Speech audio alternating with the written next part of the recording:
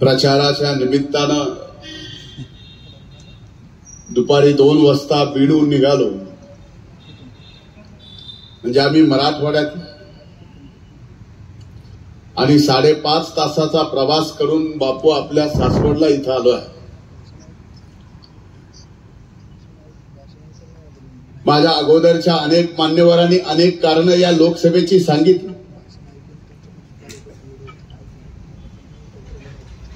प्रत्येकानं सांगितलं की ही लोकसभेची निवडणूक लोकसभेच्या या देशाच्या हितासाठी किती महत्वाची आहे.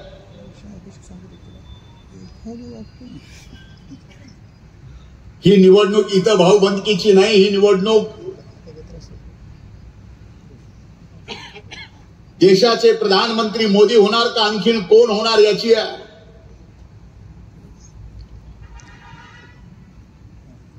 आता माझे आमदार महोदयांनी सांगितलं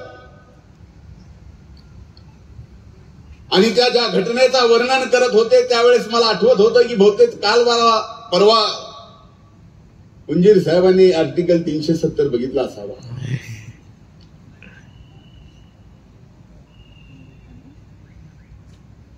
देशाच्या प्रतिष्ठेसाठी ही निवडणूक किती महत्वाची हे एकीकडे सांगितलं जातं. पण मी आज भाषणाच्या सुरुवातीला मराठवाड्याच्या दुष्काळी बीड जिल्ह्यातून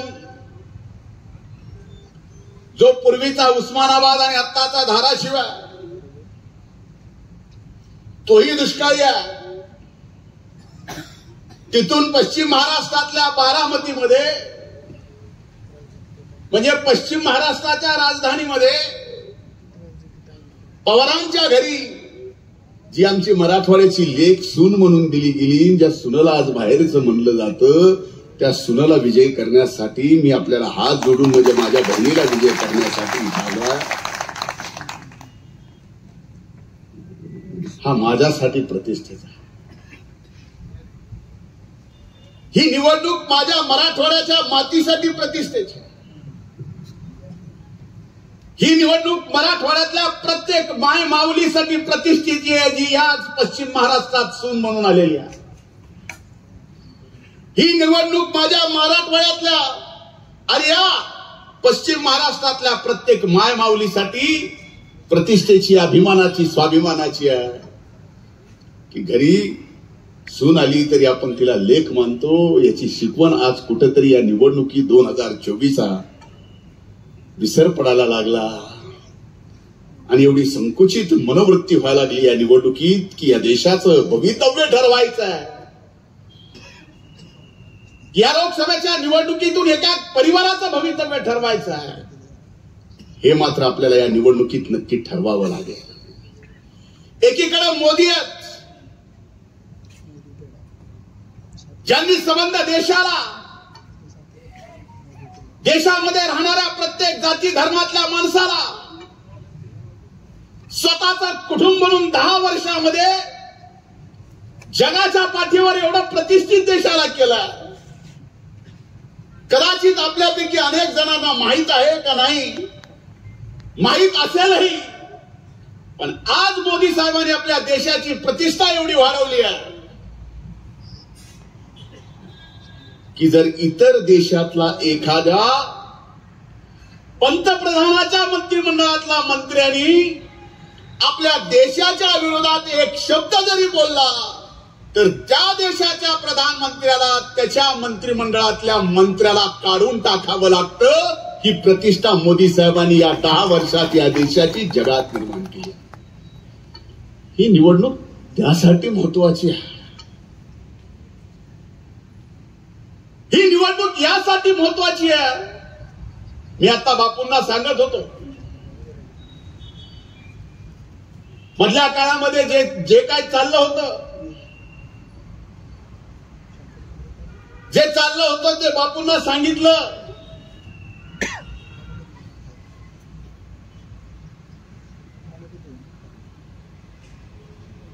की जी 11 तारखेला सभा झाली,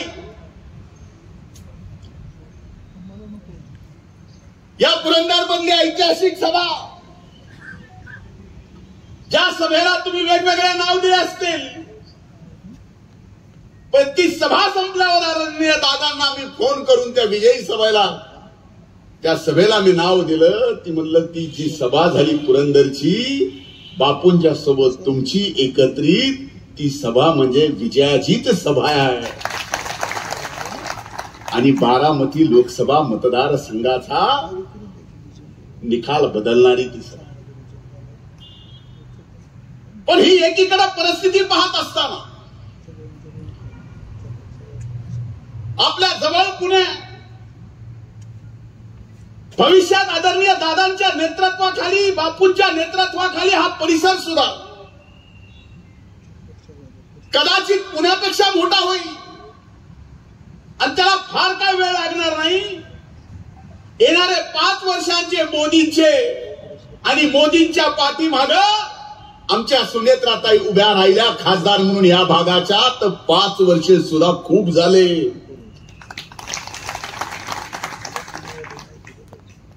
पण इथं या निवडणुकीत या बाबतीत प्रचार होताना दिसत नाही. लोकसभेची निवडणूक घनासाम एकीकडे चालू असताना टीव्हीवर 7:30 वाजल्यापासून जशी लोकसभा चालू झाली तशी आपल्याही इथं IPL चालू झाला.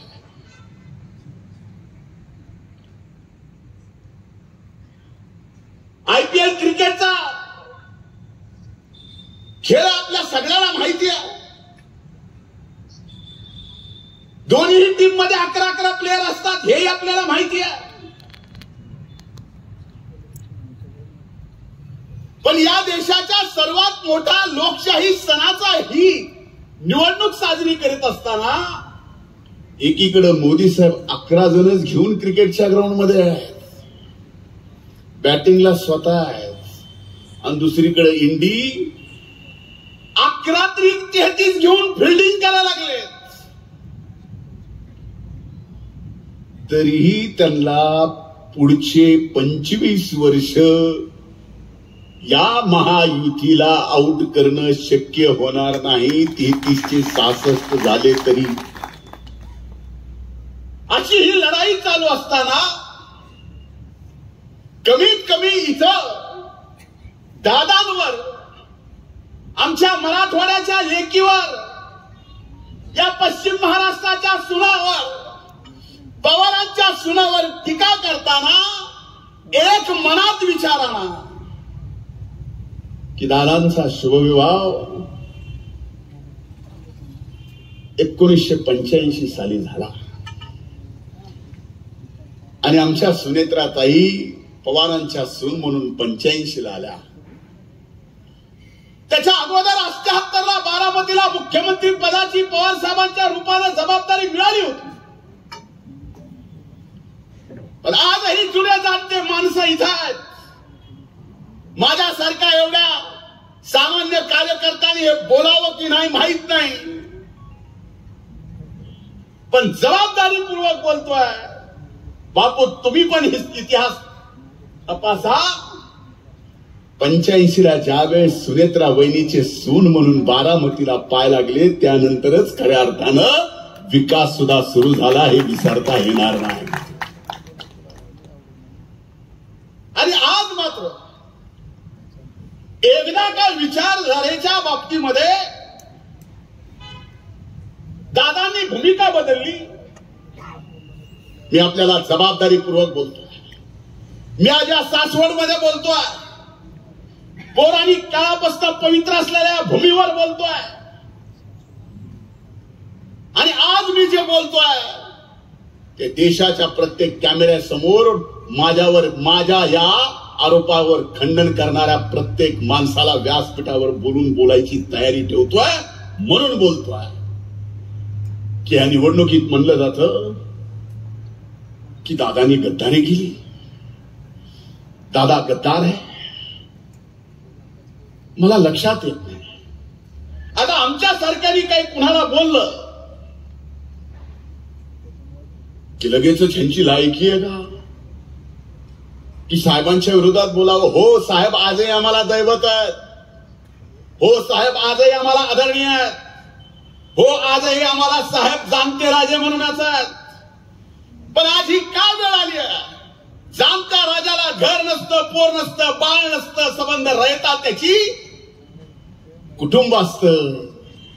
पण आज मात्र त्या जाणते राजाला रयतेमध्ये कुटुंब मध्ये आपल्याला निवड करावी लागती. ही वेळ येणं, ही वेळ काय आहे?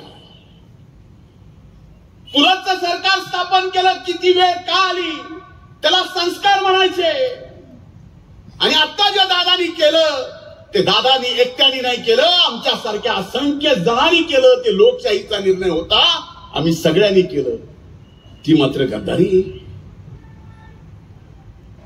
2014 मध्ये जे केलं ते मात्र संस्कार आहेत. दादानी जे केलं ती मात्र गद्दारी आहे. 2017ला गणेश चतुर्थीच्या दिवशी तारखेसहित, उद्या व्हिडिओ फुटेज म्हणला त्याच्या सहित, कुठं कशी बैठक झाली त्याच्या सहित मी देऊ शकतो. मी दिल्लीला कुणाच्या घरी शिवसेनेला बाजूला कसं काढायचं याच्या सहित ते काय होतं? संस्कार. आम्ही काय केलं? गद्दार.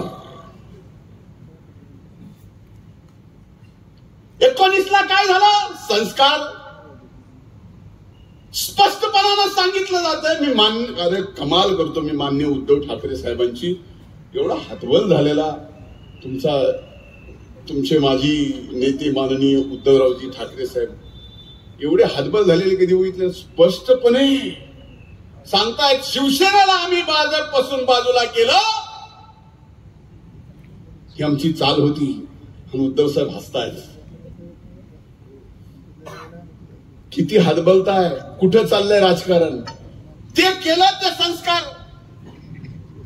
आणि भारतीय जनता पार्टीने शिवसेनेच्या शिंदे साहेबांना घेऊन राज्याचं मुख्यमंत्री केलं, तर भारतीय जनता पार्टी गद्दार.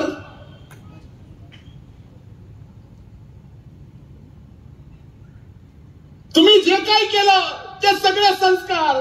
आणि दादा, मी, भुजबळ साहेब, प्रफुल्लभाई, तटकरे साहेब, मुश्रीफ साहेब, वळसे पाटील साहेब, किती जणांचे नावं घेऊ? अरे एवढेच नाही तर एक वेळ अशी आहे की राष्ट्रवादी काँग्रेस पक्षाच्या त्या काळातल्या 53 आमदाराच्या साह्यासहित भारतीय जनता पार्टीला समर्थन दिलेला कागद तुम्हाला दादा कधी दाखवतील का नाही माहित नाही, पण कधीतरी जीवनात मी एकदा दाखवणार आहे कुणाचे काय संस्कार आहेत आणि कुणाची काय गद्दारी आहे ती. मी इथं आलो जबाबदारीपूर्वक बोलवायला, मी इथं आलोय प्रत्येक आव्हान स्वीकारायला, पण याच्यासाठी नाही. ही भाऊबंदकीची लढाई नाही, ही लढाई विकासाची आहे. ही लढाई देशाच्या नेतृत्वात ठरवण्याची आहे. ही लढाई सकाळी 5 वाजल्यापासून रात्री 12 वाजेपर्यंत आपल्या या परिसरामध्ये एक एक छोटं काम चालू आहे. त्या कामाची पाहणीपासून एक एक MP इथं सिंचनासाठी येण्यापासून ते बापू सारखे समर्थ माणसं, व्यासपीठावर असलेले समर्थ माणसं सोबत घेऊन आपल्या भागाचा विकास कसा करावा त्या दूरदृष्टी ठेवणाऱ्या अजित दादांना आपण हात जोडून समर्थन, बहिणींच्या घड्याळीला मत देऊन करावं एवढी हात जोडून विनंती करायला. मला सांगा, देश तर सगळा म्हणतोय आपकी बार 400 पार. देशातल्या 140 कोटी पैकी 100 कोटी जनतेला जर आज विचारलं की देशाचा प्रधानमंत्री कोण होणार आहे, ते 4 जूनच्या अगोदर आजच सांगेल मोदी साहेब. जर हे निश्चित आहे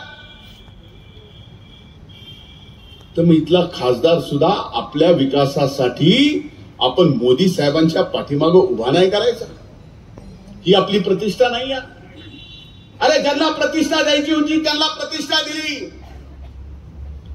चांगलं झालं वाईट झालं आम्हाला कुणाच्या बाबतीत टीका करायची नाही, पण मी ज्या अजितदादांना ओळखतो मला माहितीये त्या अजितदादा कधी आदरणीय पवार साहेबांचा थुक्का सुद्धा ओंडाळून कधी राजकारण केलेलं नाही. जे काही केलं असेल त्यांच्या सांगण्यावरूनच केलं असेल, त्यांच्या सांगण्याशिवाय ते करू शकत नाहीत हे मला माहिती आहे. पण दादांना सांगायचं एक, करायचं दुसरं, झालं तिसरं की दादा खलनायक. ह्याच्यासारखं सोपं राजकारण तुम्हाला आता दिसतंय. म्हणून माझी आपल्याला हात जोडून कळकळीची विनंती आहे. आज या महायुतीमध्ये मोदी साहेब देशाची तिसऱ्यांदा प्रधानमंत्री पदाची जबाबदारी घेत असताना आपल्या सर्वांचं एक मूलभूत कर्तव्य आहे की देश विकासाकडे जातोय. 10 वर्षात देश आज तिसऱ्या नंबरवर गेला. या 5 वर्षात मोदी साहेब पुन्हा प्रधानमंत्री तिसऱ्यांदा झाल्यावर हा देश विश्वगुरु झाल्याशिवाय राहणार नाही. पण हा देश विश्वगुरु होत असताना आपला हा बारामती लोकसभा मतदारसंघ त्या देशाच्या प्रगतीसोबत कुठं आहे याच्यासाठी ही निवडणूक फार महत्वाची आहे. आणि ज्या वेळेस बारामती लोकसभा मतदारसंघाच्या विकासाचा बरोबरी देशाच्या विकासाबरोबर होईल त्यावेळेस विचार करा. अगोदरच तुम्ही लई श्रीमंत माणसं आहेत, आम्ही तर तिकडून तुमची पाण्यावर किती टीएमसी ह्याच्यावर चर्चा आहे, आम्हाला गिलसानं पाणी प्यायचं ह्याच्यासाठी विचार करावा लागतो. तुमचं तळे भरायचं चाललोय, आमच्या घरात माठ भरायची आम्हाला. ही प्रगती आहे. हा फरक आहे तुमच्यात आणि आमच्यात. भागामध्ये तुम्ही आजपर्यंत विकासासाठी बाकी सर्व गोष्टी बाजूला ठेवून एक येऊन भागाचा विकास केला. भागाचा विकास झाल्यामुळे त्या भागात त्या मातीत राहणाऱ्या प्रत्येक माणसाचा विकास झाला. आपल्यापैकी सुद्धा आपल्या मनावर हात ठेवून मी आत्ता जे बोलतोय घरी जा आणि झोपायच्या अगोदर आपल्या मनावर हात ठेवा. कुलस्वामिनीला आपल्या आठवण करा आणि विचार करा मागच्या 10 वर्षाच्या काळात तुमच्या आर्थिक उलाढालीमध्ये पूर्वीच्या 10 वर्षापेक्षा या 10 वर्षात बदल झालाय का नाही. जर याचं उत्तर नाही मिळालं तुम्हाला तुमच्या मनानं जे करायचंय ते करा. पण याचं उत्तर जर हो मिळालं तर आपल्याला कुलदैवतेला स्मरून घड्याळच्या समोरचं बटन या निवडणुकीमध्ये 7 तारखेला दाबावं लागेल. लढाई याची आहे. सहानुभूती, भाऊबंदकी, असं तसं, दादांवर खालच्या पातळीवर टीका वगैरे वगैरे. सूरजजी ह्या सगळ्या गोष्टीतून तासून सुलापून निघालं.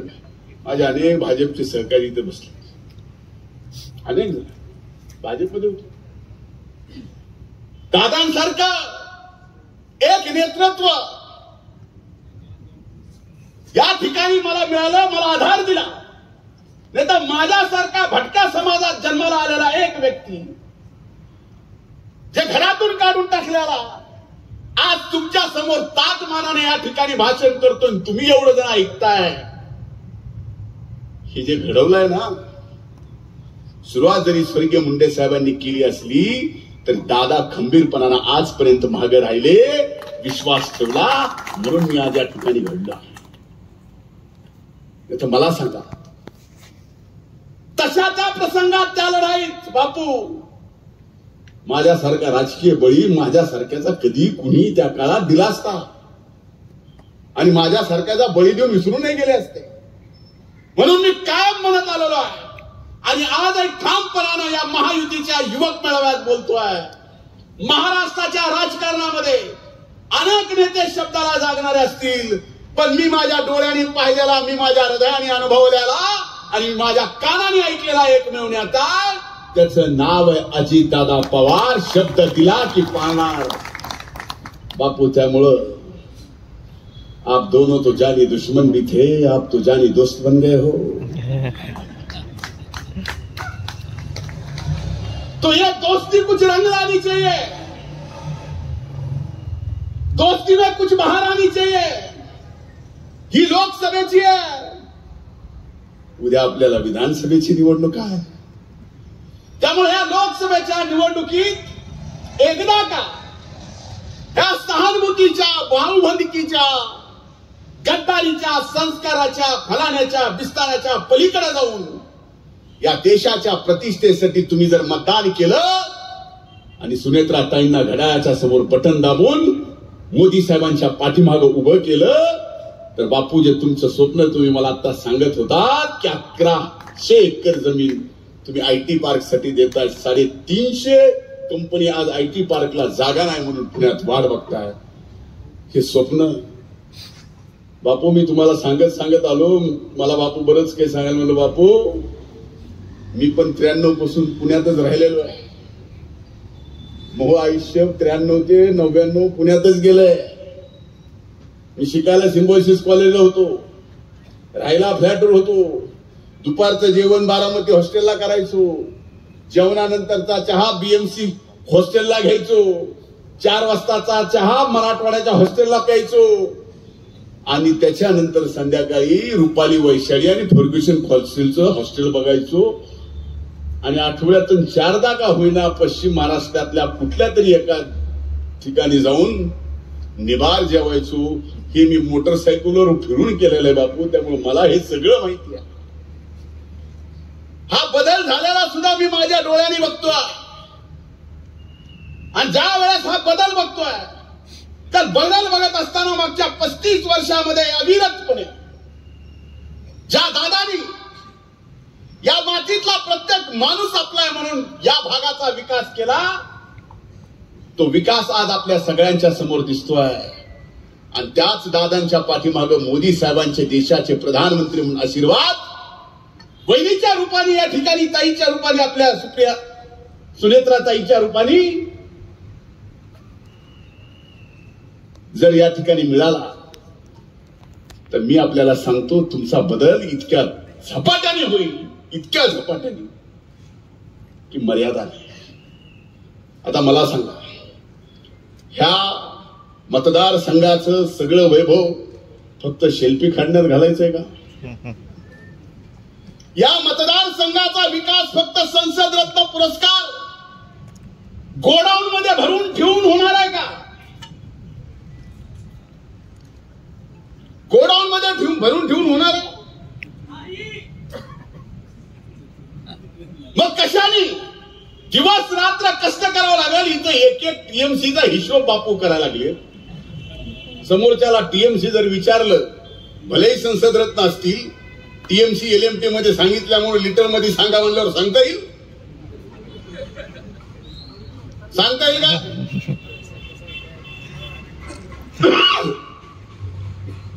म्हणून मला आपल्याला सांगायचं आहे, राजकारण आहे, लोकशाही आहे, निवडणुका चालू आहेत, एकमेकांवर आरोप चालू आहेत, प्रचार चालू आहे. कुणी काय प्रचार करतं, कुणी काय प्रचार करताय, याच्यापेक्षा महत्वाचं आज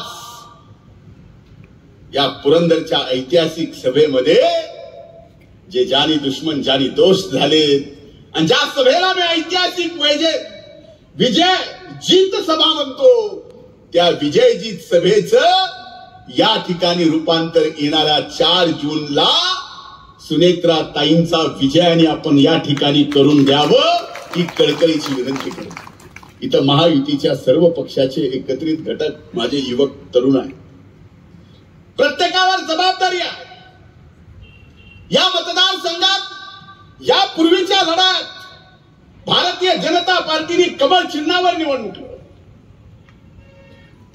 त्याच्या अगोदर एका वेगळ्या चिन्हावर लढवली. ही लढवत असताना कमळ चिन्हावर कमी मतं पडली, भरपूर पडली. यावेळेस कमळ, घड्याळ आणि धनुष्यबाण एकत्र आहे.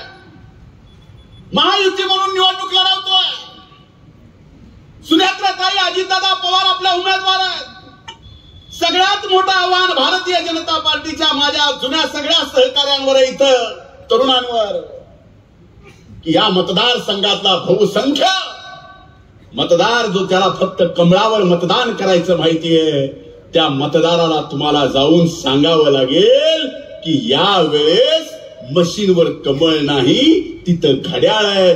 कमळ म्हणून आपल्याला ते घड्याळ दाबायचंय आणि सुनेत्राताईंना या ठिकाणी प्रचंड मतानं विजय करायचा. आणि हे आव्हान तुम्हाला घ्यावं लागेल.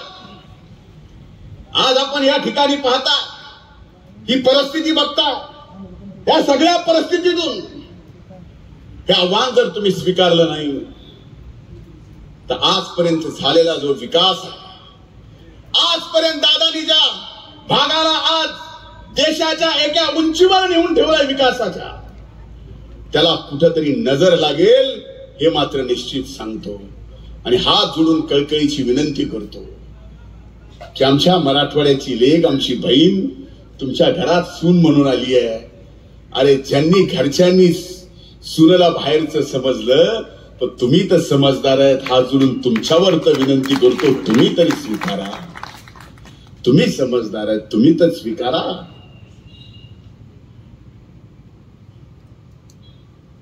एखाद्याचं पोटचंय म्हणून झाली असेल चूक, ठीक आहे, पण तुमच्याकडून अशी चूक होऊ देऊ नका. आणि ती चूक जर झाली तर आजपर्यंत पिढ्याना पिढ्या जसं चांगला हो झालंय, तसंच पिढ्याना पिढ्या आपल्या ह्या चांगलेपणाला कुठेतरी नजर लागेल. एवढंच हात जोडून कळकळीचं आपल्याला या ठिकाणी विनंती करायची आहे. 7 तारखेला मतदान आहे. बापूंनी बापूंची जबाबदारी घेतली आहे. इथलीच नाही तर भोरची सुद्धा घेतली आहे. ज्यांनी त्यांनी आपल्या आपल्या पद्धतीने जबाबदारी घेतली आहे. माझ्यावर सुद्धा बीडची जबाबदारी आहे, धाराशिवची जबाबदारी आहे.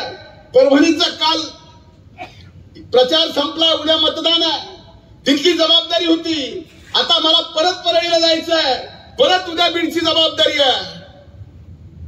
पण ही एवढी मोठी जबाबदारी असताना सुद्धा आज तिथं बीडमध्ये बसून करमत नव्हतं, म्हणून 5.5 तासाचा प्रवास करून तुम्हाला इथं मताची भीक मागायला याच्यासाठी आलोय की मराठवाड्याच्या लेकीची लाज राखा.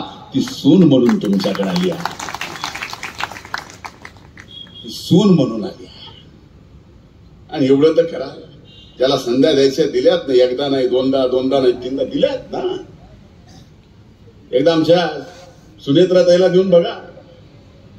अरे 1 नाही 2 नाही 12,000 म्हणजे 14,000 महिलांना रोजगार 2012 पासून.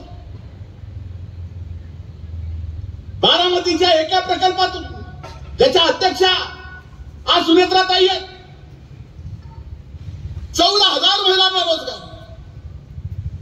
आणि सुनेत्राताईंच्या ज्या विरोधातल्या उमेदवार आहेत त्यांनी सांगावं त्यांनी किती जणांना रोजगार दिला. त्यांनी सांगावं एखादा असा प्रकल्प की त्यांच्या खासदारकीच्या काळामध्ये त्यांनी स्वतःच्या कल्पनेतून आपल्या मातीतल्या माणसाच्या विकासासाठी आलेली ती कल्पना विकासाची, ती तुम्ही तुमच्या वडिलांची सगळ्यांची प्रतिष्ठा जी काही इथं देशात होती ती वापरून तुम्ही काहीतरी 1000 लोकांना रोजगार मिळण्यासाठी तरी प्रकल्प आणावा.